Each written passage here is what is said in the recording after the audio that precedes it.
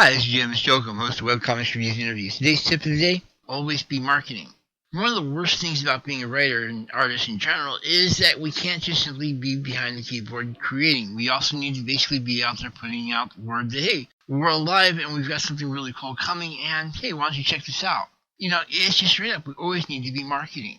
There's a lot of weird ways to do this, and there's a lot of things to keep in mind, but the bottom line is that we need to establish and maintain a presence in the real world, or the internet world, however you want to look at it. I mean, they're pretty much synonymous anymore.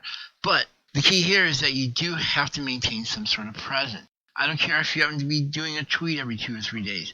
That helps.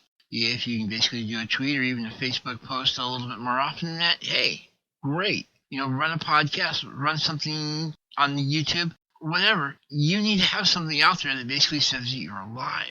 And this doesn't necessarily apply just to your own efforts. I mean, sure, you can advertise there, you can post every day, so on and so forth, but sometimes it just simply isn't enough.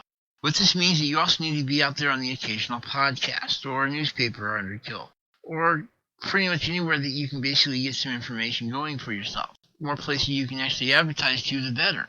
And I'm going to point out podcasts especially. Obviously, I've got a vested interest in there, but you're going to find that going on a podcast every so often isn't necessarily all that hard. Straight up, a lot of podcasters will be looking for people to interview all the time. It's just a matter of you saying, hey, I really like the show. Is there a way we could talk about me being on it? And you're going to find that a lot of those podcasters are going to jump for it.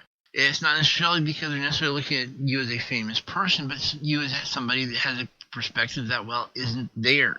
And a lot of them basically are interview shows that are basically geared towards interviewing writers and that sort of thing. So straight up, if you can figure out a way to get your word out there and maintain it, you're golden. And you're going to find that you're having a lot easier time marketing yourself if people already know who you are.